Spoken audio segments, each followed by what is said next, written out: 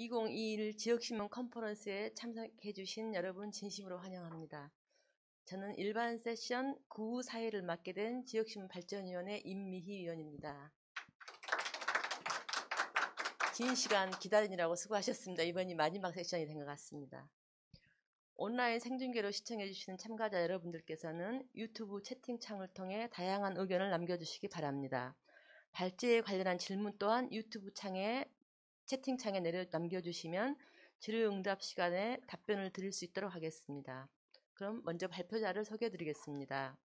오늘 일반 세션 9는 위기의 지역 언론이 살린다를 주제로 무등일보의 도철원님, 무주신문의 이진경님, 강원일보의 이무헌님이 차례로 발제를 진행해 주시겠습니다. 그럼 먼저 무등일보의 도철원님이 발제를 해 주시겠습니다.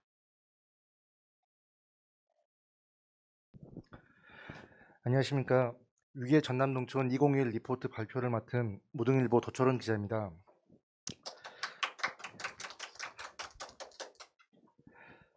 무등일보가 준비한 이번 계획은 농도라 불리는 전남 농촌에 대한 이야기를 하고 싶었습니다. 농도 전남이라고는 하지만 항상 들리는 이야기는 살기 힘들다는 말뿐입니다. 왜 힘들고 왜 젊은이들이 떠나야만 했는지, 그리고 농촌에서 진짜 잘 먹고 잘 살 수는 없었는지에 대한 이야기를 듣고 싶었습니다. 그래서 저희는 전문가를 비롯한 현장의 이야기를 최대한 담고 이를 통해 우리가 함께 고민할 방향성을 찾는 것이 이번 기획의 목표였습니다. 그래서 기획 순서도 고령화, 농촌 빈집, 그리고 농촌의 대표 작물인 쌀 농사 등 인구 문제로부터 비롯되는 농촌 문제를 하나하나씩 살펴보려고 했었습니다. 저희가 첫 번째로 찾은 주제는 농촌의 고령화 문제였었습니다. 지금 전남의 고령화율은 고령화율이라는 것은 65세 이상 인구 비율을 말하는 건데요. 지금 전남 전체 고령화 비율은 23.8%로 우리가 흔히 말했을 때 지금 초고령화 사회라고 표현을 하고 있습니다. 그런데 이 수치에는 전남의 5개시가 포함되면서 그 수치가 좀 낮아지는 비율이 좀 있었는데요. 일선 군만을 봤을 때 보통 평균적으로 30%를 넘는 군들이 그 대부분을 차지하고 있어서 이미 전남 농촌 같은 경우는 고령 인구 비율이 초초 고령화 시대로 넘어간 지가 넘어갔었습니다. 근데 이를 또 전남 농가로만 또 봤을 때는 상황은 더욱더 심각했었습니다. 전체 농가 중에 65세 이상 고령 농가는 절반에 이르렀고요. 70대 이상도 36.1%를 차지했습니다. 그리고 60대까지 포함할 때는 62.5%로 더욱더 비중은 높아졌었는데요. 이를 다르게 이야기를 한다고 하면 농촌에 새로운 인구 유입 요건이 없다고 하면 앞으로 10년에서 20년 사이에 농촌 인구의 40%가 사라질 수도 있다는 이야기이기도 했었습니다. 저희가 실제 취재 현장에서 만난 농촌의 상황은 이보다 더 심각했었습니다. 저희가 봤던 이런 통계 같은 경우는 30%, 40% 그렇게 이야기를 하고 있지만 취재를 가보면 대부분 70%, 80에서 90%까지 이르는 곳도 상당수였었습니다. 저희가 취재를 갔던 한 마을에서는 경로당에 들어가지 않고 마을 정자에 앉아 계신 노인분들을 만날 수가 있었습니다. 날이 좀 무더운 날이었었는데요. 그래서 왜 이곳에 앉아 계시냐고 물어봤더니 경로당에는 80세 이상만 들어갈 수 있다고 합니다. 그래서 여기 계신 분들은 왜 못 들어가시냐고 했더니 70대라고 합니다. 그래서 못 들어갔다고. 그래서 그 무더운 날 속에서도 마을 정자에만 앉아 계시는 모습을 봐야만 했었습니다. 저희가 찾아간 또 다른 마을 같은 경우는 아예 고령 인구가 90% 이상을 차지했었습니다. 그리고 그 중에서는 절반 이상이 홀로 사는 독거노인분들이었습니다. 그곳 이장님도 연세가 79이셨는데요. 그분께서 하신 이야기는 더욱 충격적이었습니다. 앞으로 10년 정도가 지나면 이 마을에 살아있는 사람이 얼마나 될지는 모르겠다는 말씀을 하셨습니다. 우리에게 고령화 인구는 단순한 통계였지만 이들에게는 마을의 생존이 달린 문제였었습니다. 이 같은 고령화 문제는 필연적으로 빈집 문제로 이어졌는데요. 아까 앞서 말씀드린 그 고령 1인 가구가 증가하고 있다는 결정적인 요인이었습니다. 이들 홀로 사는 노인들이 돌아가시게 되면 그 집은 그대로 빈집으로 남게 됐었습니다. 그리고 그 집은 그대로 방치가 되면서 흉물로 변해가는 과정으로 다 이어져 왔었는데요. 하지만 그러한 빈집들은 사유재산이란 이유로 마을 차원에서 관리가 불가능했습니다. 대부분 자녀들이 상속을 받으면서 그 집을 또 상속을 받은 집을 나중에 다시 기농을 해서 자기들이 살겠다는 목적을 가진 분들이 또 대부분이었습니다. 그러다 보니 빈집을 팔지 않고 그대로 방치하는 경우가 태반이었습니다. 이러다 보니 농촌 마을에서는 이제 경관을 해치고 있는 것을 알고 있지만 이를 어떻게 할 방법이 없었습니다. 다음 이렇게 표에서도 보면 전남의 그 대부분 지역에서 빈집이 꾸준히 증가하는 것으로 나타나고 있습니다. 일부 지역에서는 이제 빈집이 줄어드는 곳도 다수 있었는데요. 최근 3년 새에 이렇게 통계를 보게 되면 빈집이 6천 채 이상이 늘어났습니다. 이 같은 또 농촌의 문제들은 또 쌀 소비 문제와도 또 연관이 있었는데요. 농가와 농민만 지속적으로 감소하는 것이 아니라 벼농사 면적도 줄어들고 있었습니다. 농민들은 급격한 인건비 상승과 1990년대 수준에 머무르고 있는 쌀 가격 등으로 어려움을 호소하고 있었고요.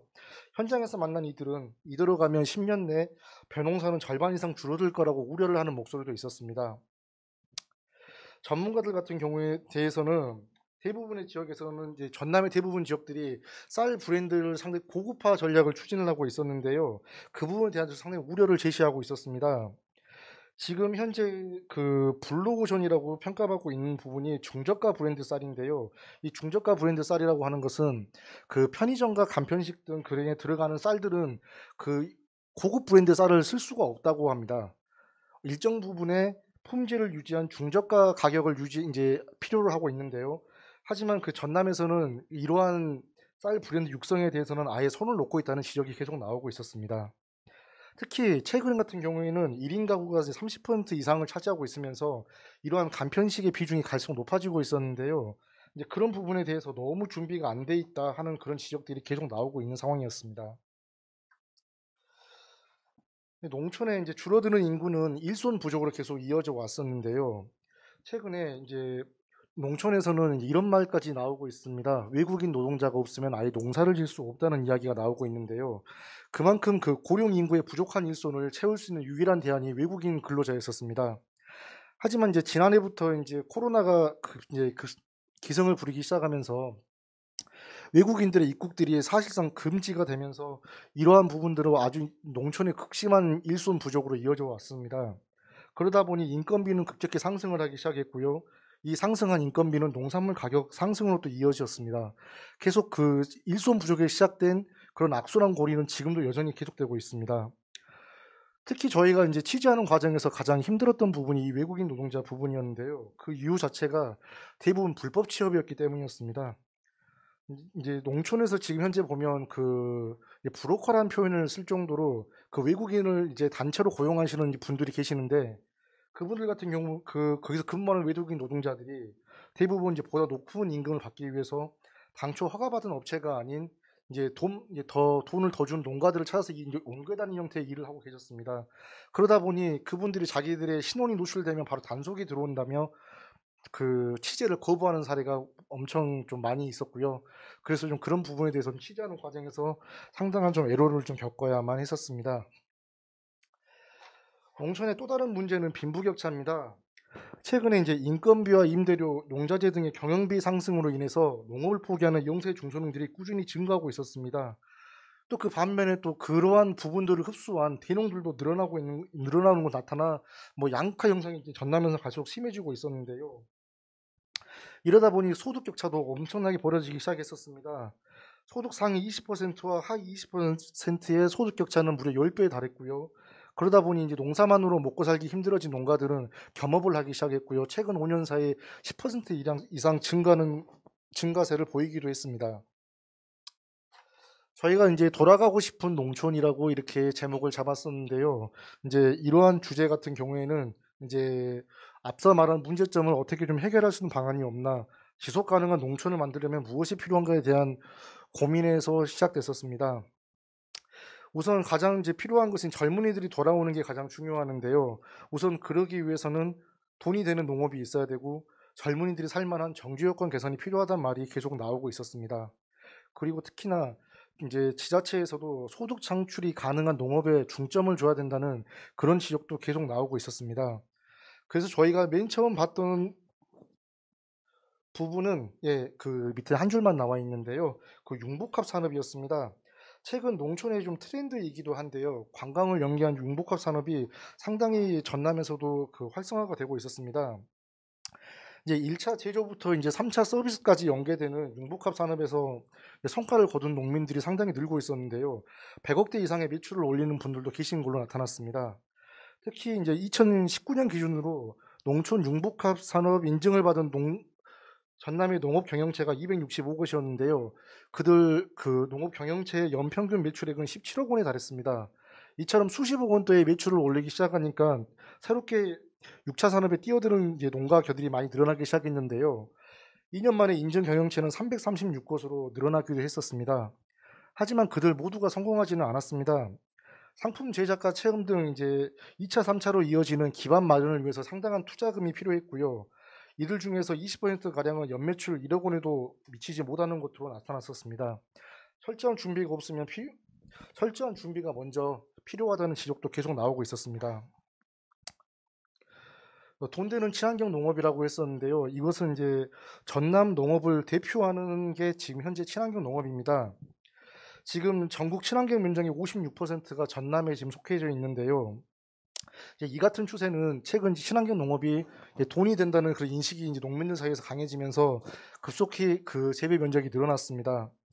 하지만 지역에서 나오고 있는 우려 같은 경우에는 이들 친환경 면적들이 대부분 쌀농사에 집중돼 있다는 겁니다. 그래서 지금 작물 자변화가 필요하다는 이제 지적도 계속 나오고 있는데요. 그래도 하지만 지금 농민들이 스스로 먼저 지금 변화의 길을 선택하고 있는 이들이 늘어나고 있다는 점에서 이제 소비자의 신뢰를 담보할 품질 관리만 된다면 이제 친환경 농업도 소득 증대로 이어질 수 있는 방안이 될 거라고 기대를 모으고 있습니다. 스마트 농업입니다. 스마트 농업 역시 전남의 새로운 미래가 되고 있습니다. 일손 부족을 해결할 수 있는 가장 최적의 대안으로 꼽히고 있는데요. 지금 나온 성과로 봤을 때도 시설 원해와 축산 쪽에서는 이미 괄목할 만한 성과를 거두고 있는 것으로 확인되고 있었습니다. 하지만 스마트 농업 역시 초기 투자 비용과 표준화되지 않는 시스템 등의 문제가 지속적으로 지금 제기되고 있었는데요. 이 같은 진입 장벽만 해결될 수 있다면 스마트 농업 역시 지속 가능한 농촌의 한 축이 될 것으로 보입니다. 이제 지금부터 보시는 것은 저희가 그동안 해왔던 이제 시리즈에 지금 이제 보도 나갔던 내용들이고요. 이제 당시 저희가 이제 이거 발표 자료를 만들 때는 아직 이제 기획 시리즈가 좀 마무리되지 않은 상태였었는데요. 이 외에도 이제 농촌에 이제 돈 되는 농업을 위해서 저희가 했던 것은 이제 수출 농업과 그다음에 아열대 작물 이제 그리고 이제 지금 현재 전남 농촌의 농업인들의 절반 이상이 여성 농업인들입니다. 그래서 이제 그들의 이야기까지 세 차례 더 추가 보도를 했었고요. 그리고 이제 저희가 가장 중요하게 생각하고 있는 청년 농업인들의 이야기가 아직 남아 있었는데요. 그 부분은 아직 지금 오늘 현장에서 지금 취재를 하고 있습니다.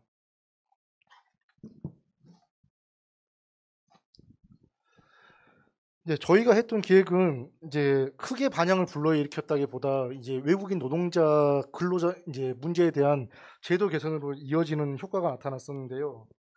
이제 코로나19로 심각한 인력난을 겪고 있는 농촌의 중요한 문제인 그 외국인 근로자 문제 개선을 위해서 일선 시군과 전남도가 함께 머리를 맞대기로 했습니다. 그리고 거기에서 만들어진 결론을 가지고 중앙정부에 건의안을 제출하기로 했었고요. 이런 식으로 이제 저희가 했던 것은 이제 조그마한 변화를 불러일으켜 왔다고 생각을 하고 있는데요. 특히나 그리고 저희도 이제 대부분의 이제 광주 전남의 이제 언론사들이 광주에 집중돼 있다 보니까 전남 쪽의 이슈에 상당히 좀 소홀히 하는 경향이 있었습니다. 그러다 보니 도시 중심의 이슈만을 다룬다는 그런 평가도 좀 있어서 저희가 이번에 했던 기획들은 농촌까지 범위를 확대했다는 면에서 독자들로부터 상당한 긍정적인 반응을 얻기로 했었습니다.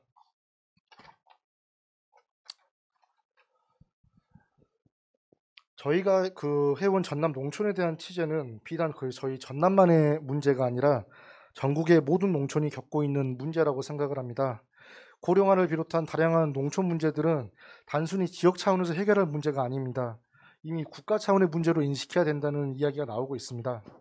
특히 저희가 현장에서 농촌 이제 취재를 할 때마다 국가 정책이 필요하다는 이야기가 계속 나오고 있었는데요. 이는 어느 한 사람만의 이야기가 아니라 현장과 전문가들의 공통적인 의견이었습니다. 농업이 경쟁력을 갖출 수 있고 이제 갖출 수가 있고, 그리고 농촌이 잘 살 수 있는지, 잘 살 수 있으려면 우리가 앞으로 어떤 것을 해야 될지 지금부터 진지한 고민을 해야 된다고 생각을 하고 있습니다. 예, 이상 발표를 마치겠습니다. 감사합니다. 농촌 2021 리포트를 주제로 한 발표 잘 들었습니다. 무엇보다도 그 젊은 지역들과 함께 농촌을 누비며 그들의 이야기를 듣고 고민을 함께한 시간이 여전히 진행 중이라는 것을 느낌을 받았습니다. 발제를 해주신 무등일보 도철원님께 잘 들리시죠? 마이크 안 돼도. 네. 발제를 해주신 무등일보 도철원님께 감사 말씀드립니다. 본 컨퍼런스를 시청 중이신 참가자들 여러분께서 유튜브 채팅을 통해 발제에 관련한 질문을 포함한 다양한 의견을 남겨주시면 질의응답 시간에 답변을 드릴 수 있도록 하겠습니다. 다음으로는 무주신문의 이진경님이 발제를 해주시겠습니다. 네, 안녕하십니까. 위기의 지역 언론이 살린다 세션 두 번째 발표를 맡게 된 무주신문 이진경입니다. 본격적인 발표에 앞서서 무주신문에 대해서 잠깐 좀 소개를 하도록 하겠습니다. 사실 이런 신생 주간 언론사를 이런 규모가 큰 대회에서 그다음에 공식 석상에서 발표할 기회가 흔치 않아서요. 마스크를 무기로 잠시 좀 소개를 하도록 하겠습니다. 무주신문은 덕유산, 구천동 계곡, 무주리조트 스키 등으로 잘 알려진 전라북도 무주군에 만들어진 최초의 지역 주간지입니다. 지난 2018년 6월에 창간한 따끈따끈한 신생 언론사이고요. 지역민 180여 명이 조합원이 무주미디어 협동조합 형태로 만들어졌습니다. 현재 구독자는 무주군 전체 가구 수의 10% 정도인 1,350명입니다. 사실 인구 2만 4천 명이 채 되지 않는 좀 소규모 군 단위 지역에서 만들어진 신생 언론사이다 보니까 언론사 사정이 그리 녹록지 않습니다. 이런 상황에서 지역신문 컨퍼런스 자리를 통해서 수십 년간 버티어온 선배 언론사들과 함께 자리를 하게 됐다는 것만으로도 사실은 감격스러워서 어쩔 바를 모르겠습니다. 무쪼록 신생 언론사에도 기회를 주신 지바리 측에 감사의 말씀드립니다. 그럼 본격적인 발표를 시작하겠습니다. 발표 주제는 무주살림 이대로는 안 된다. 부제는 무주군 재정의 현주소 그리고 대안찾기입니다. 맞습니다. 주제에서 알 수 있듯이 예산에 관한 발표입니다. 목차는 보도 배경, 그 다음에 무주신문에 게재됐던 기사에 대한 소개, 성과, 그리고 앞으로 과제를 중심으로 설명해 나가도록 하겠습니다. 그 첫 번째, 보도 배경입니다. 무주군에서 5월 말에 소문 하나가 지역사회에 떠돌게 됩니다. 평년 같으면 한 3월에서 4월 사이 무주군으로부터 제1회 추가경정 예산안을 제출을 받아서 군 의회에서 심사 절차가 끝나고 이미 확정이 됐어야 됐는데 이상하게 올해는 5월이 다가도록 추경이 단 한 번도 열리지 않습니다. 지역민들은 이제 그 배경에 대해서 관심을 갖게 되죠.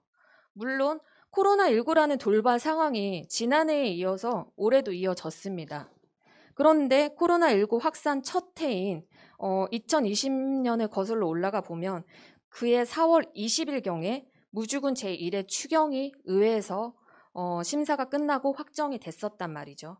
이 시기만 비교해 봐도 사실 올해는 5월이 다 가도록 추경이 단 한 차례도 이뤄지지 않은 것이 꽤 이례적인 경우라고 할 수 있습니다. 그래서 무주신문이 취재에 들어갑니다. 그래서 그 배경을 살펴봤더니 순세계 잉여금 마이너스가 있었던 거예요. 즉 무주군이 2021년도 순세계 잉여금으로 400억 원을 책정을 해놨는데 2020년도 회계년도 결산을 해보니 161억 원을 이미 사용하고 올해 순수하게 사용할 수 있는 예산이 239억 원밖에 남지 않았다는 사실이 알려지게 됩니다. 순세계 잉여금은 세입에서 세출을 뺀 세계 잉여금 중에서 다음 연도에 이월금과 보조금 잔액, 반납액을 제외하고도 순수하게 남은 돈을 말합니다. 통상 순세계 잉여금은 다음 연도에 신규 재원으로 사용할 수 있는 여유 자원이 되기 때문에 각 지자체의 재정 상황을 파악하는 척도가 됩니다. 즉, 이 순세계 잉여금은 너무 과다하게 발생해도 문제가 되고 결손이 발생해도 문제가 됩니다. 무주군의 사례에 속하는 순세계 잉여금 결손은 여유 재원이 사용할 수 있는 돈이 적어졌다는 의미이고 그만큼 지자체 살림살이가 힘들어졌다는 것을 뜻합니다.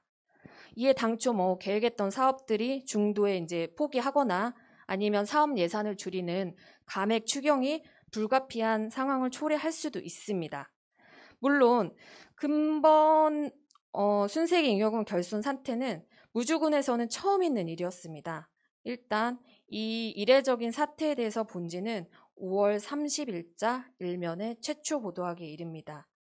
취재에 이제 본격적으로 들어가서 결손 이유에 대해서 알아보니 여러 복합적인 원인이 있었습니다. 일단 무주군에서 재정 추계를 잘못했어요. 지난해 10월경에 2021년도 본 예산을 편성하면서 과거 3년치 순세계 잉여금 발생액을 평균 잡아서 이를 근거로 400억 원을 계상을 했는데요. 그런데 문제는 코로나19였습니다. 코로나19 사태가 확산하면서 다른 여느 지자체도 그랬듯이 무주군도 정부의 지방 교부세가 줄었습니다. 코로나19 상황 등의 여파 등을 고려하지 않고 올해 본 예산에 순세계 잉여금을 오롯이 기존 평균 데이터로만 선반영해서 400억 원으로 이제 과대 계상한 것입니다. 그런데 이런 흐름과는 정반대로 무주군은 예산 집행률 실적을 높이기 위해서 예비비 등의 예산은 또 과다하게 집행한 것으로 나타났습니다. 실제 무주군의 재정 집행률은 매년 70% 초반이었는데요. 2020년도 회계연도 기준으로는 76%를 기록했습니다. 즉 들어오는 돈은 줄고 나가는 돈은 많으니 잉여금이 이제 줄어들 수밖에 없죠. 이 사태로 말미암아서 군의 허술한 예산 편성 방식이 도마 위에 올랐습니다. 본지가 취재에 들어가자 무주군은 예산팀이 추계를 잘못한 것이 맞다면서 곧바로 잘못을 인정했습니다. 그런데 문제는 그 다음이었어요. 본지 최초 보도 보름여 만에 또 다른 사실이 알려집니다. 무주군의 재정결손 총 금액이 처음에 알려진 161억 원에서 282억 원 규모로 늘어난 것입니다. 이는 그 조그만 지역 사회에 큰 파장을 일으킵니다. 앞서 말씀드린 161억 원의 순세계 잉여금 결손액 외에 간주 예산 미처리로 인한 결손액도 134억이나 발견됐습니다. 이렇게 해서 이제 총 290억 원의 재정 결손액 가운데 다행히 그 특별회계 잉여금 13억 원을 메워서 실질적으로는 총 282억 원의 재정 결손 금액이 발생한 것입니다. 무주신문은 이 같은 사실을 6월 22일자에 또 후속 보도합니다. 재정결손 사태에 대한 문제 지적은 사실 무주신문 말고도 집행부를 감시 견제하는 군의회에서도 이제 목소리가 나옵니다. 6월 8일 열린 정례회를 통해서 일렬의 사태를 대하는 무주군의 태도를 공개 질타하고 나선 것이죠. 당시 예결살 위원장을 맡았던 한 군의원은 순세계 잉여금 결손액 발생과 간주 예산 미처리로 인한 결손액 발생은 전국적으로 희귀한 사례로 무주군에서는 이 두 가지가 동시에 발생했다. 더 큰 문제는 해결을 위한 군수님과 집행부의 반성도, 적극적인 대책도 없다는 것이다. 재정결손의 고통은 결국 고스란히 국민이 감당해야 할 것이라면서 집행부를 질타했습니다. 결국 예산총괄부서의 책임자인 기획실장은 이날 정례에 나와서 일부 지역 일간지를 통해서 현 무주군의 재정 상황이 우려할 만한 상황이 아니다. 라는 기존 태도를 번복하고 지금 상황이 매우 어렵다. 국민들께서 걱정하지 않도록 최선을 다해서 빠른 시일 내 조기 수습하도록 하겠다면서 공개 사과하기에 이릅니다. 그런데 앞에서는 이렇게 얘기를 해놓고 같은 날 무주군은 세회 수입, 운영 실적, 우수군 선정, 군수 공약 이행평가, A 등급 관련 보도자료를 내고 분위기 반등과 여론 물타기를 시도합니다. 급기야 이제 무주 군수는 재정결손 사태 한 달여가 지난 7월 예산 관련 기자회견을 열고 군정의 최고 책임자로서 책임을 통감한다. 이렇게 말하면서도 사태 발생 이유에 대해선 군에서 국도비 예산 확보가 부진했거나 행정 처리를 잘못해 페널티를 받아서 발생한 것이 아니다. 세입 예산 추계를 잘못해서 비롯된 것이다. 부도 상황이 아니다. 이렇게 해명하면서 지역민의 그 비난 여론을 잠재우기 위해 급급한 모습을 보입니다. 군의의 역할도 사실은 그때뿐이었어요. 초유의 이제 재정결손 사태로 지역민의 관심이 쏠렸던 2020년 회계년도 세입세출 결산 승인의 건 등 예산 관련 안건을 군의회가 모두 원안 가결합니다. 일각에서는 군의회가 집행 후에 경고하는 차원에서 재발 방지 조건에 따라서 조건부 수긴하지 않겠냐 이런 예측도 있었는데요. 결과론적으로는 별 영향을 미치지 못합니다.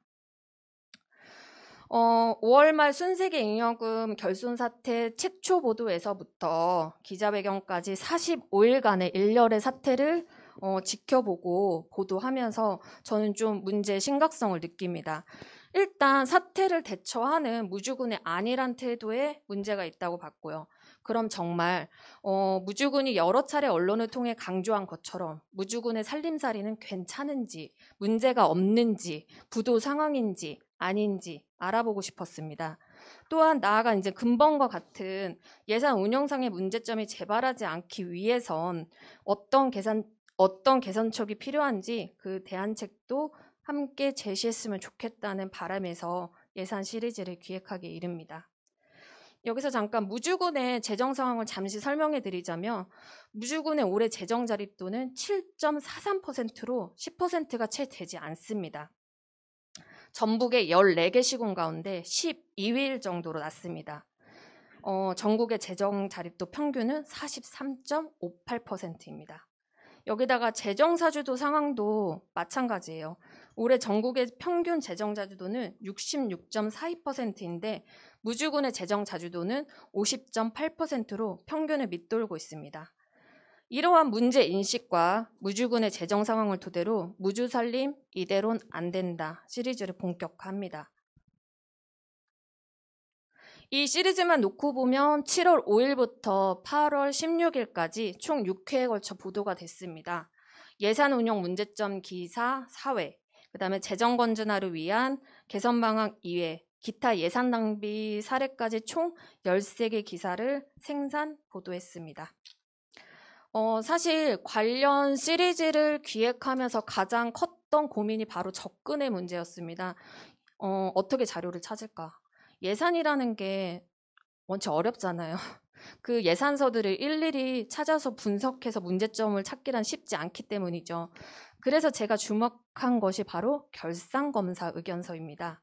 지방자치단체는 그 법령의 규정에 따라서 지방의회에서 임명한 결산검사위원이 결산 확인 및 재정 집행의 적정 여부 등에 대한 재무 관련 회계 검사를 실시하고 그 결과를 보고하게 되어 있습니다. 이에 저는 무주군의회에 최근 2018년 회계년도부터 2020년 회계년도까지 3년치 무주군 결산검사 의견서를 요구를 했고요. 그 자료를 받아서 분석을 해보았습니다. 매년 다양하고 새로운 문제점이 지적이 됐습니다. 그중에서도 저는 매년 똑같이 반복 지적되는 그럼에도 개선되지 않는 문제점에 집중했습니다.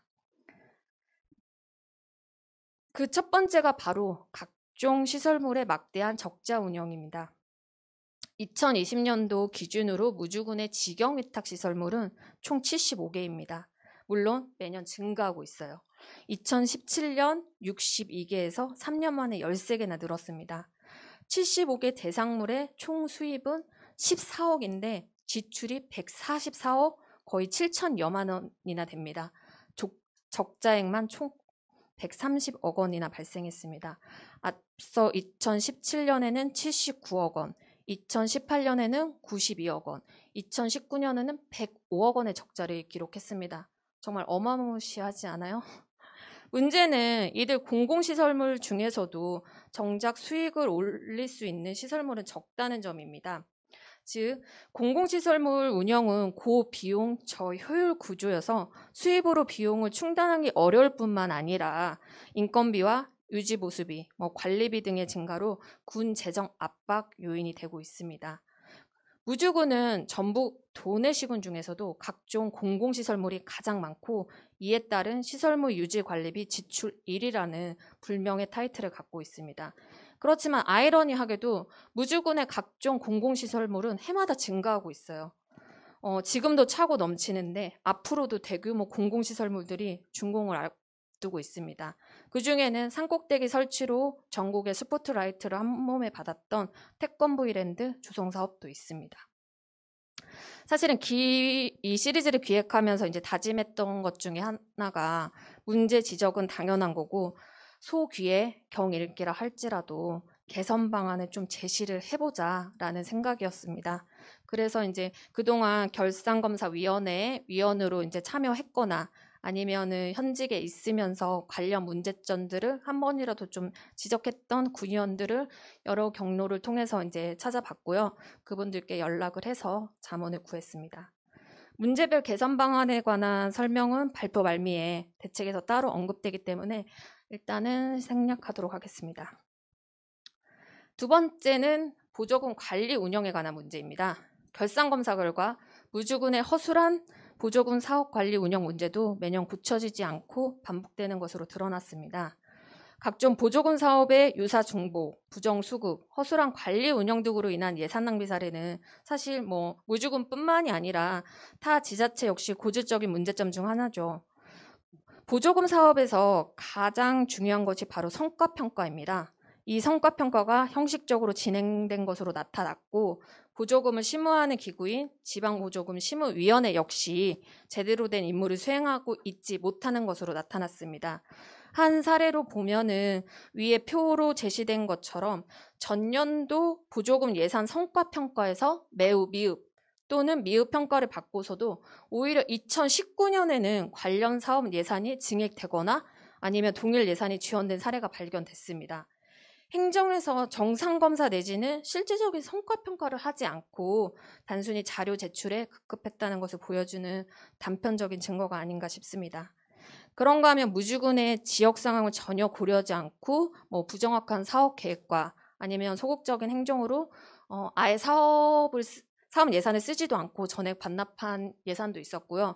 아니면 부서마다 이제 각종 보조 사업 예산을 과다하게 편성해서 사업 종료 후에 반납한 집행 잔액도 매년 수십억 원에 이르는 것으로 나타났습니다. 또 체납자에게도 지원하거나 아니면 지원율 원칙에 어긋나게 예산을 지원하는 등 농업보조금 관리 사업의 관리 운영도 엉망이었습니다. 세 번째 문제는 각종 기금 운영에 관한 문제입니다. 무주군이 법령과 조례에 근거해서 설치한 각종 기금도 당초 설치 목적과 달리 지원 실적이 없거나 구체적인 기준 없이 부적정하게 지원되고 있었습니다. 무주군의 각종 기금 수는 2015년 10개에서 2020년 12개로 늘어났습니다. 그만큼 운용 규모도 2014년 31억 원에서 올해 53억 원으로 20억 원 넘게 증가했습니다. 사실상 제2의 예산으로 군 재정에 막대한 영향을 미치고 있습니다. 그러나 위에 나온 사례처럼 기금 설치 목적과 관계없이 보시면 연례 행사나 특정 기관의 견약비 또는 차량 운영비 등으로 나가는 등의 기금의 지출에 있어서 세부적인 지원 기준 없이 불합리하게 운영된 점이 다수 발견됐고요. 또 몇몇 기금은 일반 예비비와 사용 용도가 중복 또는 원칙 없이 사용되고 있기도 했습니다. 마지막 문제점은 인건비 증가에 관한 부분입니다. 저출산 고령화에 따른 자연인구 감소로 인구는 매년 줄고 있는데요. 무주군의 공무원과 기간제 근로자 등의 직원 수는 꾸준히 늘어나서 지방재정에 큰 부담이 되는 것으로 나타났습니다. 2017년부터 3년간 무주군 인구는 0.87% 감소했는데요. 오히려 지방 공무원은 4.43% 늘어나면서 전북 도내에서 가장 높은 증가율을 보였습니다. 이에 따른 인건비는 2016년 370억 원으로 전체 예산의 11.67%를 차지했는데요. 2020년에는 524억 원으로 늘어났습니다. 5년 새 152억 원, 즉 40.8%가량 증가한 셈입니다. 문제는 인구는 매년 줄어드는데 직원은 매년 증가하면서 무주군의 재정도 빠르게 악화하고 있다는 점입니다. 지방재정 365를 보면 올해 무주군의 자체 수입 대비 인건비 현황은 153.1%로 무주군의 자체 수입으로는 공무원 인건비를 해결하지 못할 정도로 재정 상황이 열악한 것으로 나타났습니다. 이렇게 최근 3년치 결산검사 의견서를 토대로 사회에 걸쳐서 해마다 지적된 예산 문제점을 중점 보도했습니다. 그 다음 재정 건전화를 위한 제안책 제시를 2회에 나눠 보도하게 됩니다.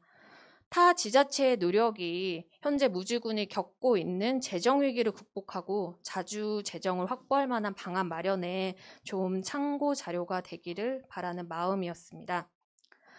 대한모색 첫 번째로는 타 지자체의 지방재정 혁신 우수 사례를 소개했습니다.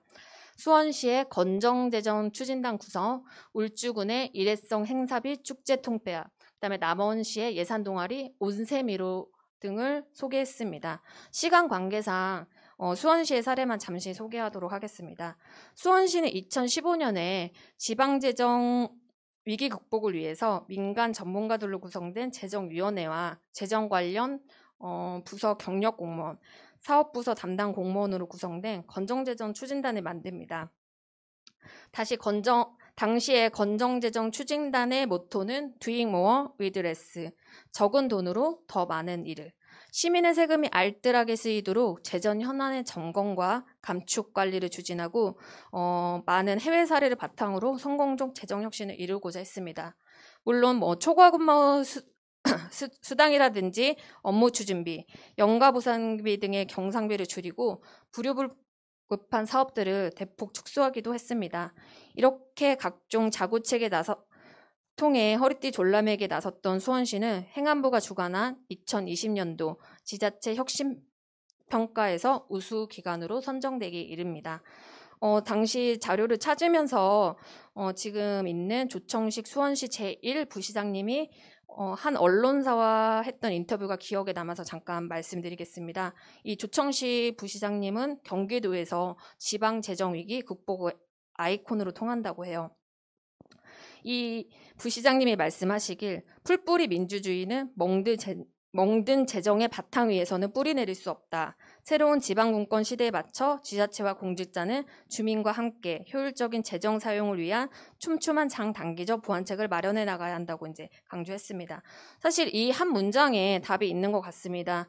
재정난을 겪고 있는 무주군도 재정 건전성 확보를 위해서 하루빨리 획기적 혁신을 위한 대안책을 마련했으면 하는 바람입니다. 대한모색 두 번째는 결산검사위원, 그 다음에 군의원 등의 관계자 등의 제언을 지면에 담았습니다. 다양한 이야기가 나왔는데요. 그 밑에 보시는 바와 같이 따로 설명하지는 않겠습니다. 이렇게 총 6회에 걸쳐서 예산 관련 시리즈를 보도하는 중에도 정보공개 청구를 통해서 선시섭 사옥으로 전락한 무주군의 농토사물 전시 판매장 사업, 그다음에 수십억 원을 투입하고도 여전히 문을 열지 않고 방치되고 있는 농특산물 구판장 실태보도 등의 설세 낭비 사례를 보도하기도 했습니다. 본지에 예산 관련 칼럼도 신설됐습니다. 이름하여 무주살림 들여다보기. 퇴직 공무원분이 칼럼진으로 참여를 했고요. 이분이 실무 경험을 토대로 이제 일반 지역민들이 어려워하는 예산 용어라든지 예산 편성 과정, 형 무주군의 재정 상황 등 일반 독자들이 어려워하는 예산 문제를 이해하기 쉽게 풀어서 소개해주고 있습니다. 다음은 성과입니다. 일단 가시적 성과라고 한다면 전주 KBS의 본지 이 예산 시리즈를 기반으로 관련 뉴스가 보도가 되면서 다시 한번 지역을 뜨겁게 달궜고요. 또 전북 민원연이 주최한 시민이 뽑은 2021년 7월의 좋은 기사로 선정되기도 했습니다. 주목할 부분은 바로 다음입니다. 무주군이 드디어 반응을 했습니다. 사안인 만큼 일단 부서별로 초긴축 재정에 돌입합니다. 부서마다 재정 수요를 파악하고 절감 예산 활용 계획을 마련한 등 분주한 모습을 보입니다. 이에 처음에는 이제 감액 추경도 좀 예상이 됐었는데요. 다행히 부서마다 예산 절감으로 감추경 없이 오히려 본 예산보다 1.94% 늘어난 규모의 예산안이 편성, 확정됩니다. 가장 큰 성과는 바로 다음입니다. 무주군의 불필요한 기금 폐지 움직임입니다. 각종 기금에 대한 문제점을 다룬 무주신문 보도 뒤에 나온 후속 조치입니다. 신문 보도 이후에 무주군은 전체 기금을 대상으로 사업 추진 현황과 문제점 등 기금 운용 실태에 대한 전반적인 검토를 진행했고요. 그 결과 기금 존속의 실효성이 떨어지는 장애인 자립복지기금, 노인복지기금, 그다음에 양성평등기금 등의 3개 기금을 폐지 대상 기금으로 선정했습니다. 군은 이미 지난 9월에 관련 기금 폐지 조례를 입법 예고했고요. 이후에 이제 폐지 대상 기금에 대해서 절차 이행을 마친 뒤 2022년 1월 1일부터 시행할 계획입니다. 폐지되는 기금 조성액은 무려 28억 9,100만 원입니다. 어느 지자체에는 사실 적은 돈일 수도 있어요. 하지만 이제 소규모 군단위 지역이다 보니까 무주군의 입장에서는 꽤 큰 금액이라 할 수 있습니다. 이 큰 돈은 사실은 그동안 기금이라는 명목으로 오랫동안 잠자고 있었고 묵혀 있었죠. 무주군은 이 기금 조성액을 내년 일반회계 예산으로 편성을 해서 다양한 민생사업 추진 재원으로 활용할 예정입니다.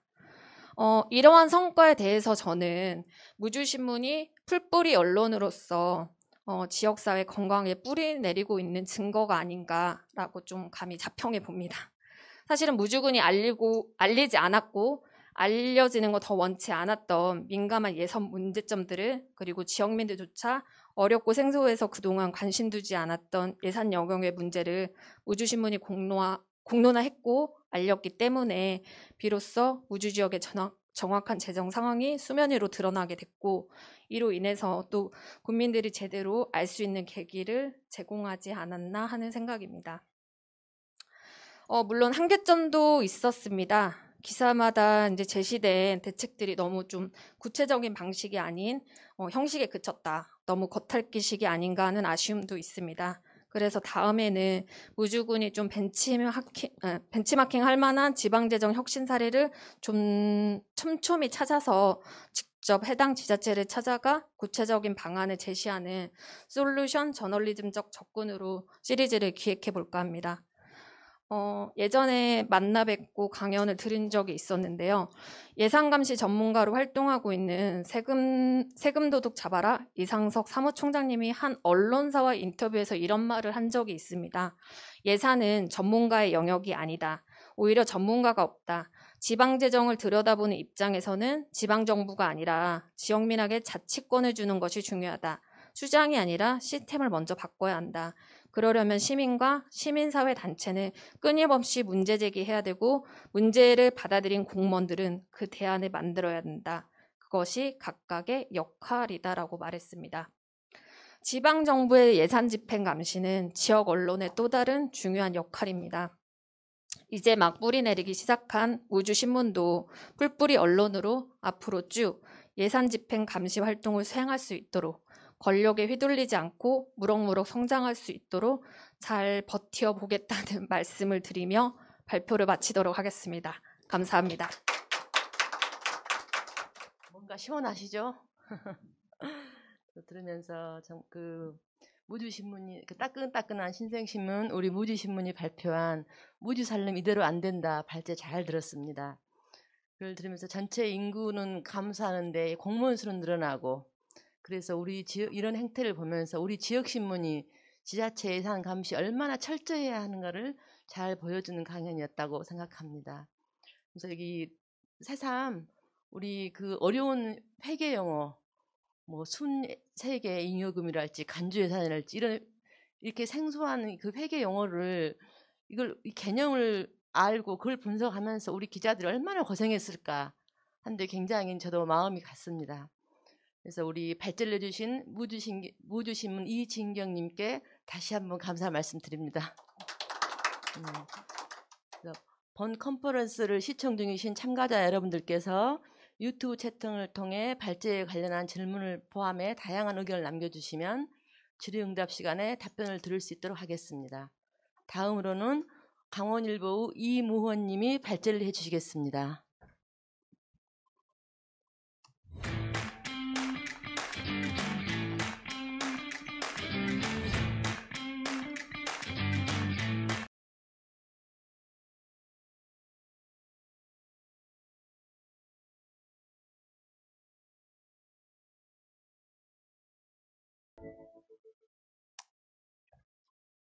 안녕하세요. 저는 올해로 창간 76주년을 맞은 강원일보의 서울 취재팀장 이무헌 부장입니다.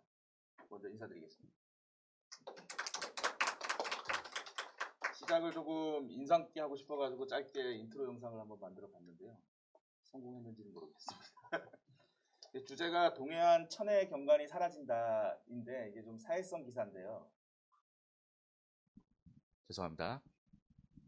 네, 주제가 다시 한번 말씀드리면 집중기획 동해안 천혜의 경관이 사라진다 여서 이제 사회성 기사인데 정치부 서울 취재팀장인 제가 이렇게 발표를 하게 된 점이 좀 어색하게 보일 수 있겠는데요. 저는 올해 4월 인사발령으로 서울 그 청와대 출입을 하게 되면서 그 발령 전에 소속이 이제 사회부 기자였습니다. 근데 제가 재직 중에 이 기사를 기획을 하고 현장 취재를 주도를 했기 때문에 이제 발표까지 하게 됐는데 요즘 대선 때문에 많이 바쁜데 준비를 방금 우리 무주신문의 이진경님처럼 충실하게 하지를 못한 것 같다는 생각을 미리 하게 되면서 최선을 다해서 한번 해보겠습니다. 무너져가는 경관을 보호할 이유에 대해서 제가 이렇게 소개할 수 있어서 무엇보다 영광이고요. 강원도뿐만이 아니라 우리 전라남도나 전라북도 등 우리 전국 모든 곳곳에 숨어있는 뛰어난 경관이 더 이상 사유화되지 않고 자선 대대로 이어질 수 있는 귀한 토대가 마련되기를 기대하면서 발표를 시작하겠습니다. 먼저 순서는 그 기획 의도와 취재 과정, 그리고 주요 경관 훼손 사례를 기사와 함께 살펴보겠고요. 그리고 지역 사회에 끼친 영향과 평가 및 과제 순으로 진행하겠습니다. 먼저 기획 의도인데요. 잘 아시다시피 강원도는 국내 최상급 자연 환경을 갖춘 곳입니다. 그러나 최근 들어서 천혜의 자연 경관을 보유한 동해안의 경관이 사라질 위기에 놓였다는 위기감이 곳곳에서 제기되면서 집중 취재 계획을 하기에 이르렀습니다. 특히 수년 전부터 고층 생활형 숙박시설과 아파트 등이 우후죽순식으로 동해안 바닷가 인근에 몰리면서 이 같은 주제의 가치는 더욱 높아졌습니다. 또 중국발 미세먼지와 코로나19 확산으로 청정 환경에 대한 관심이 높아지면서 이 같은 경관에서는 더욱 가속화되고 있는 추세라는 점도 기획의 필요성을 더 강화시켰습니다. 실제로 이로 인해서 각종 관광시설의 인허가 신청은 날이 갈수록 증가하고 있음을 취재 과정에서 확인할 수 있었고요. 이로 인해서 이번 시리즈 기사는 동해안을 중심으로 이뤄지는 무분별한 개발이 결국 황금알을 낳는 거위의 배를 가르는 역효과가 될 공산이 크다는 공감을 이끌어내고 있고 최근까지도 우리 회사의 경관 훼손 사례에 대한 제보가 이어지고 있는 상황입니다. 다음은 취재 과정에 대한 개요인데요. 이번 기획 취재는 지난해 11월 20일부터 시작이 됐습니다. 고층 건물이 동해안 경관을 해치는 현장을 직접 찾아서 문제점을 짚어보고 조화로운 개발을 어떻게 해야 되는지를 찾아보기 시작한 것인데요. 최근까지 20여 회에 걸쳐서 보도를 이어왔습니다. 그동안 취재진은 동해안을 따라 건축되는 고층 건물로 인한 경관 훼손의 심각성을 환기시키고 천혜의 자연 경관은 미래 세대를 위한 소중한 자원이라는 점을 알리는 데 집중을 했습니다. 전국 최고의 서핑 명소로 부상한 양양구 현남면 동산리 해변과 시변리 죽도 해변을 주목하면서 시작이 됐습니다. 연간 50만 명 이상의 관광객이 몰리자 최근 2년 사이에 20층의 고층 생활형 숙박시설 3곳이 착공을 했거나 인허가 절차에 들어갔다는 점을 짚었고요. 마을 주민과 전문가들 사이에서는 고층 건물이 들어서면 더 이상 바다 경관을 향유할 수 없게 된다는 불만을 지면을 통해 충실히 전달을 했습니다. 이는 조만권의 사유화에 대한 문제를 전면으로 제기하면서 이목을 집중시켰다고 보고 있고요. 이 기사를 시작으로 속초와 강릉 그리고 곳곳을 찾아보면서 이제 사례를 이어갔습니다. 지난달에는 경관 우수 보호 사례 지역으로 손꼽히는 경남 남해군을 2박 3일간 밀착 취재하면서 지면에 소개를 하기도 했습니다. 그럼 이제는 지면을 보면서 사례를 설명을 해드리겠는데요. 지면을 보시면은 이 경관 훼손 논란은 양양 죽도 해변 내 고층의 생활형 숙박시설 건립 허가가 이뤄지면서 촉발이 됐습니다. 현장 취재에 나선 강원일보는 이 분야의 전문가인 상지대학교의 조우 교수를 함께 동행하면서 허가 신청과 지자체의 승인대로 20층 이상의 생활형 숙박시설이 건립될 경우를 가정해 시뮬레이션을 실시를 했습니다. 아직 지어지지 않은 상태이지만 완공된 경우의 심각성을 예측해야 될 필요성이 있다고 봤기 때문인데요. 그 화면을 보시는 것처럼 그 시뮬레이션 결과 서핑의 명소로 떠오른 이게 동산리거든요. 동산리하고 인구해변인데 인구해변에처럼 산림과 바다가 인접한 해안은 고층 건물이 들어서는 경우 그 아랫부분인데요. 들어서는 경우 지역의 매력도를 심하게 떨어뜨릴 수 있다는 우려를 전했습니다. 수도권 등 도시에서 찾아오는 관광객들은 계획 없이 솟아오른 저러한 고층 건물굴이 아니라 바다와 산이 어우러진 해안 산림 경관축하고 동해안의 랜드마크라고 할 수 있는 죽도봉의 온전한 경관을 원한다는 것이었는데요. 조 교수는 아름다움은 사라지고 바다와 내륙 모두에서 무질서만 느낄 수밖에 없다라고 강하게 비판을 했습니다. 이 같은 결과를 보고 전문가들은 건물 후면 개발에 영구적 건립들이 될 것으로 전망을 했습니다.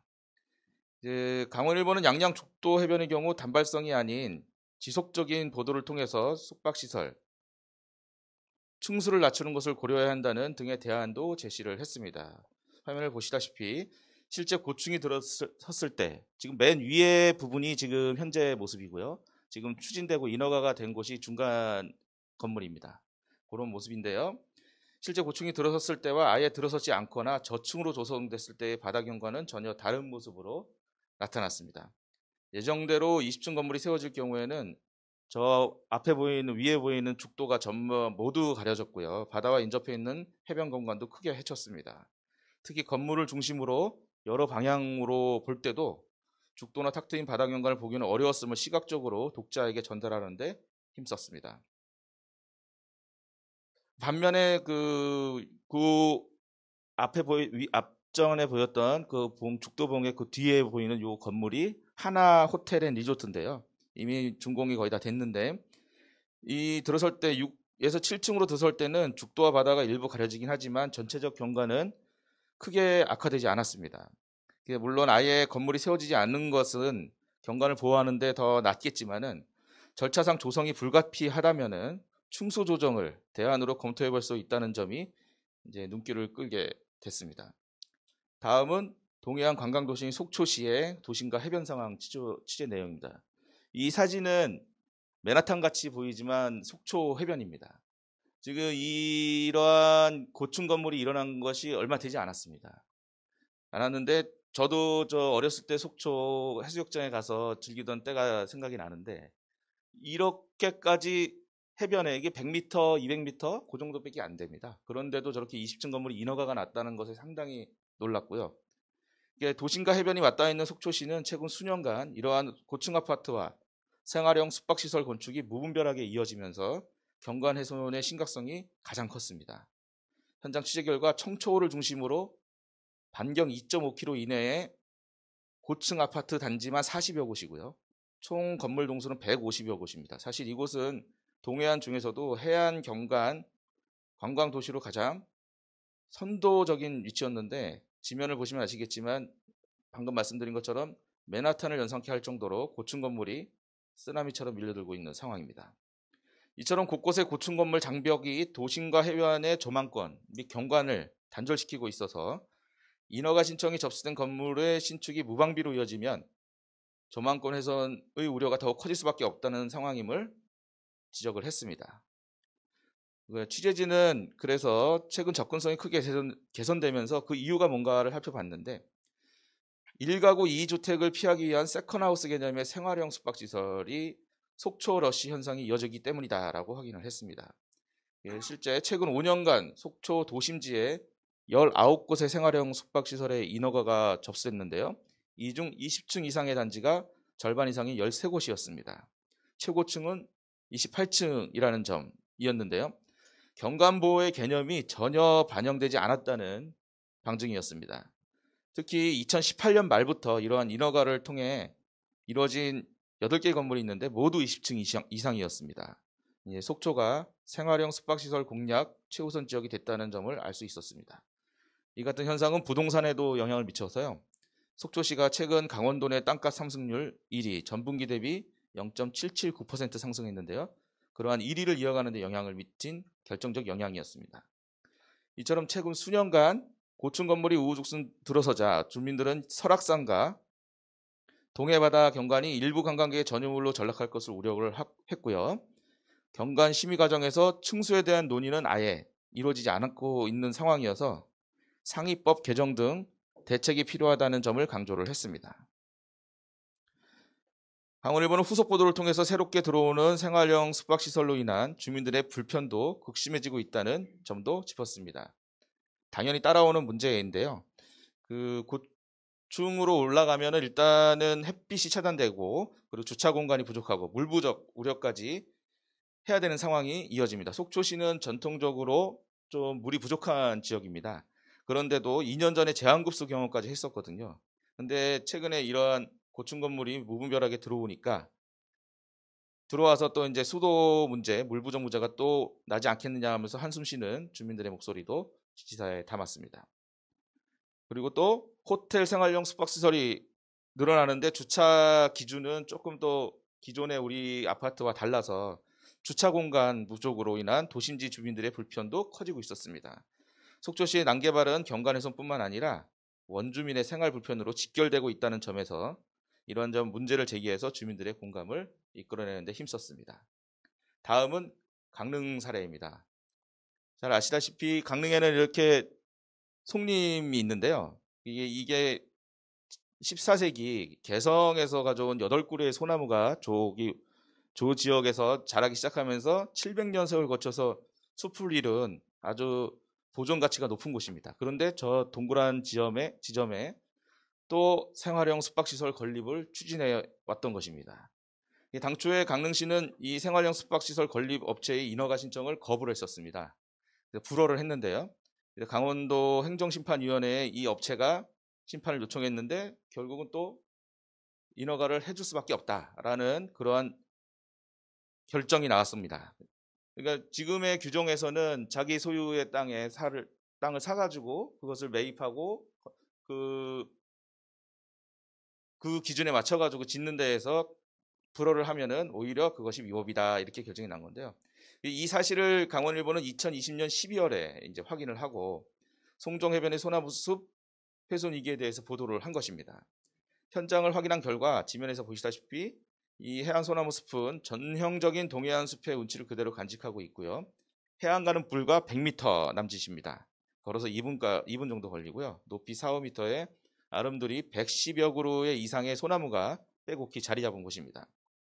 그리고 강릉 경포해변으로부터 커피 거리로 유명한 안목까지 이어지는 길목인데요. 이게 700년 전부터 조성됐다고 알려진 이 일대 이 송림이 한치 앞 미래를 내다보지 못한 행정으로 송두리째 사라질 위기가 된 것임을 화제로 제기를 한 겁니다. 그래서 이 기사와 함께 보존 여론이 확산이 됐는데요. 송정동 해안 소나무숲에 이 생활형 숙박시설을 건설하던 업체는 결국은 지난 5월 31일 이 사업을 포기를 했습니다. 그리고 해당 부지를 강릉시에 매각하고 대신 다른 땅에다가 그 350여 세대 공동주택 사업을 따로 추진하겠다라고 이제 입장을 바꿨습니다.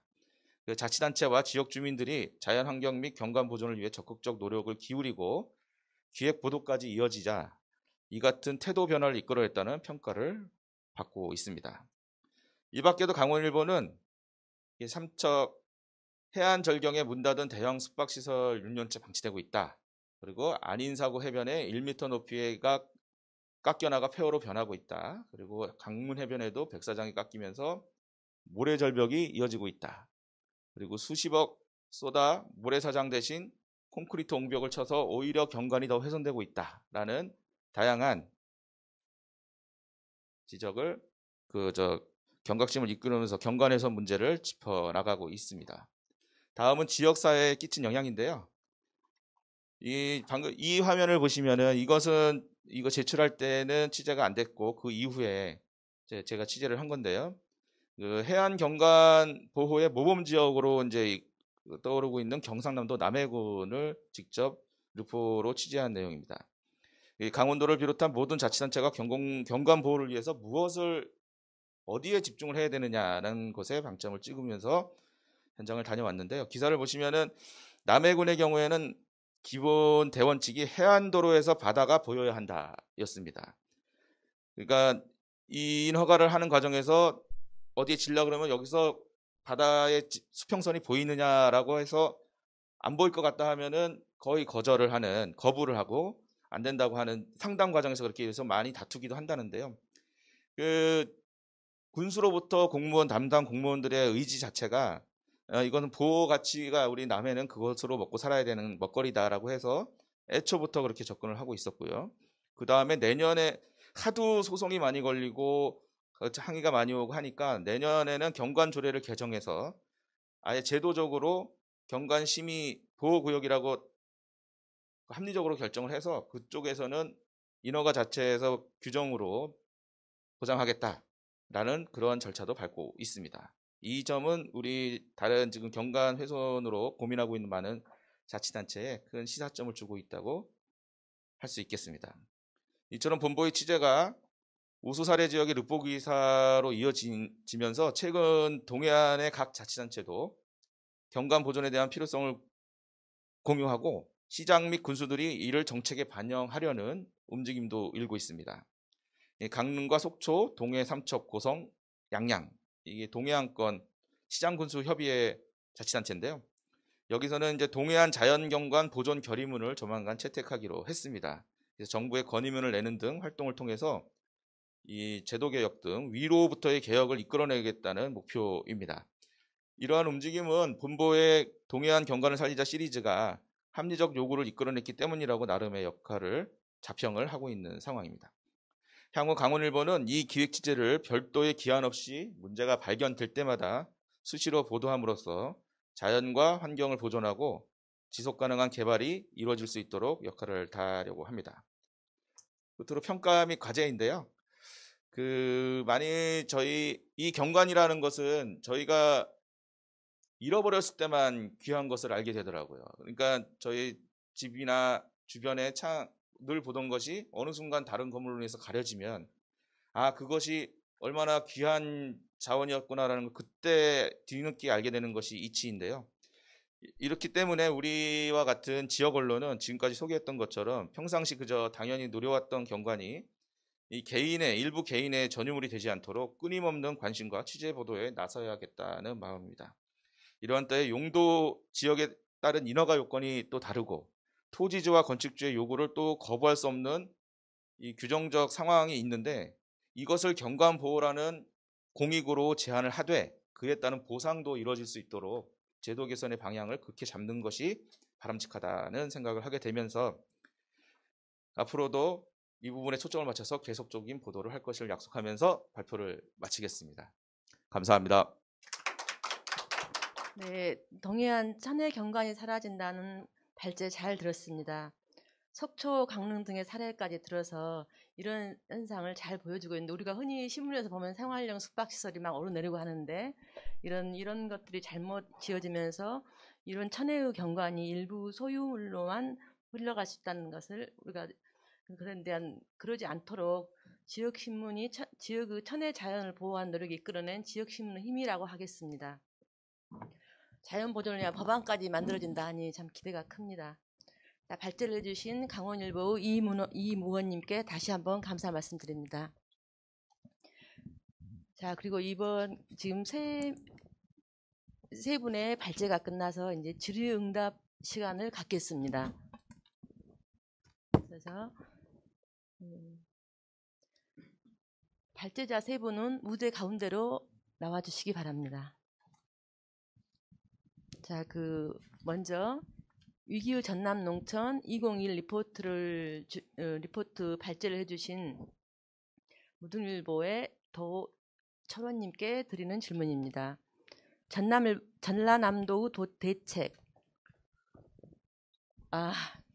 저도 이쪽으로 가야 되나?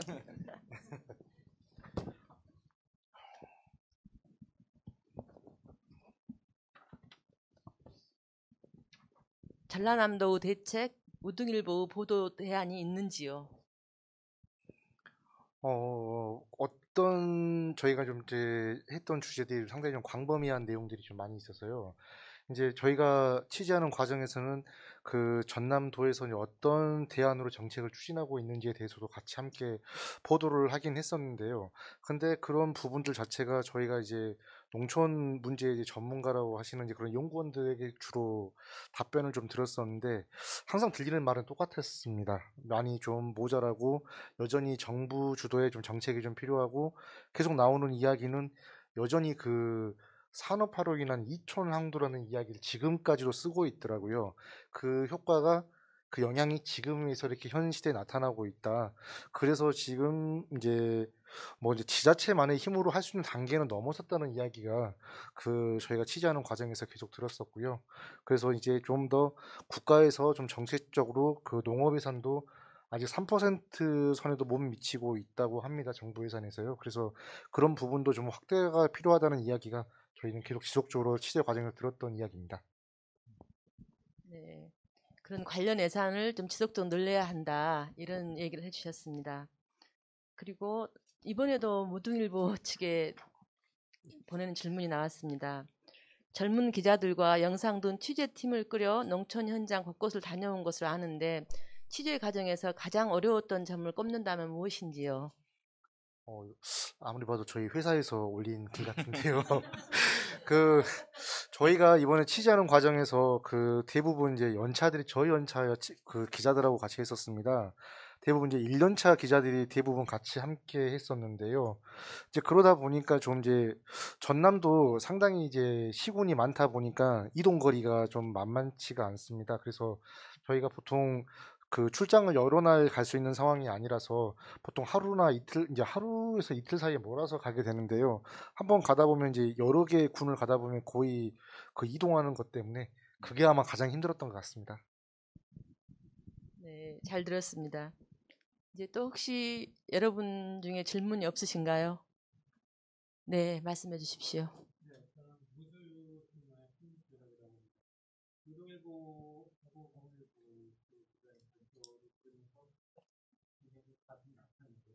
무등일보 기여 내용은 지금 농촌일보 감독을 고용하고 있는 데는 전라도뿐만 아니라 공통적으로 나타나고 있는 기사 내용에서 전라남도를 전라북도로 바꿔도 똑같은 질문은 강원일보 이모님. 네. 도시가 어떤 전속 도래를 갖고 있느냐에 따라서 그렇게 달라질 수 있습니다.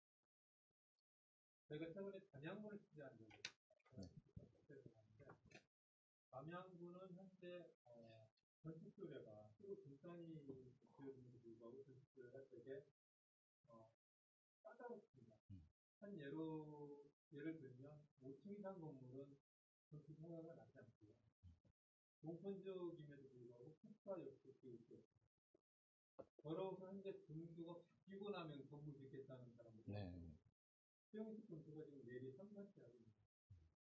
그렇게 까다롭게 건축 도래를 건축 관련 사항을 규제하다 보니까 담양에 가면 가장 먼저 느껴지는 답답하지가 않고 시야를 가리고 있는 분이 간판 같은 것도 분성 건축 디자인과의 디자이너가 있어서 직접 상급 간판도 디자인으로 참여를 하고 있습니다. 그런데 아까 발표해 주신 내용을 들으면서 궁금했던 게 있습니다.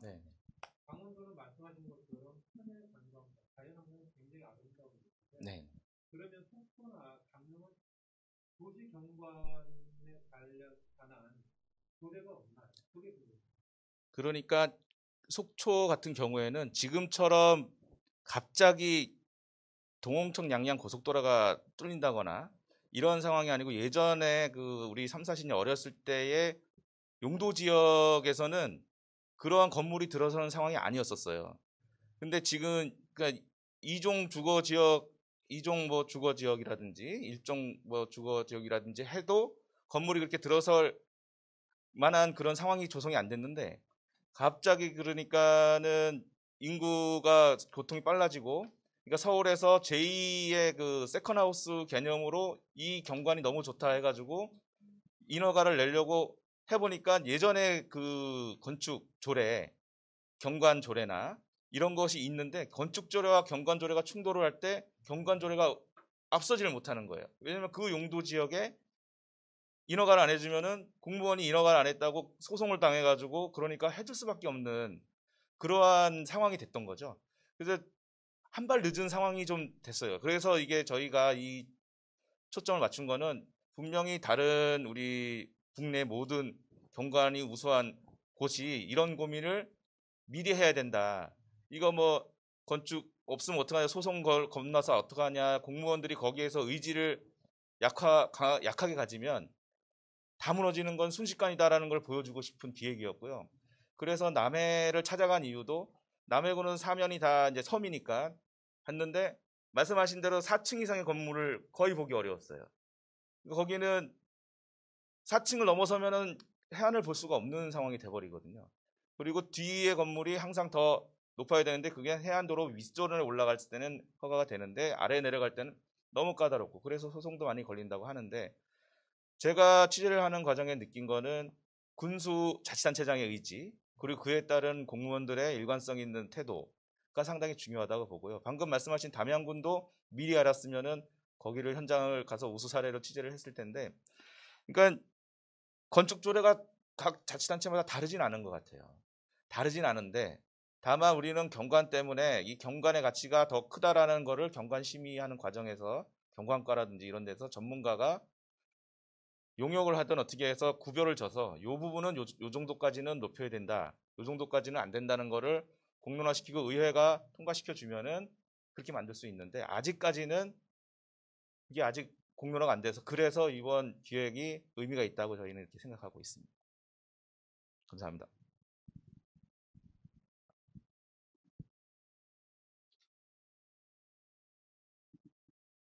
네, 그러면 더 질문 없으실까요? 그러면 지금 저희가 4시 50분까지인데 이제 5분 남았네요. 그럼 제가 여기서 그러면 이제 시간 관계상 질의응답은 여기서 생략하도록 하겠습니다. 보내주신 소중한 의견은 본 세션 종료 후에 발제자에게 개별적으로 전달하도록 하겠습니다. 그럼 질의응답은 마치도록 하겠습니다. 감사합니다.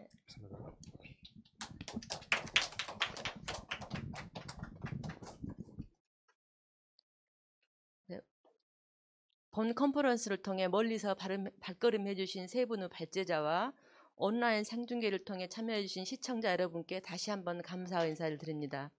이상으로 2021 지역신문 컨퍼런스 일반 세션 9를 모두 마치겠습니다. 지금까지 지역신문 발전위원회 임미위원이었습니다. 대단히 감사합니다.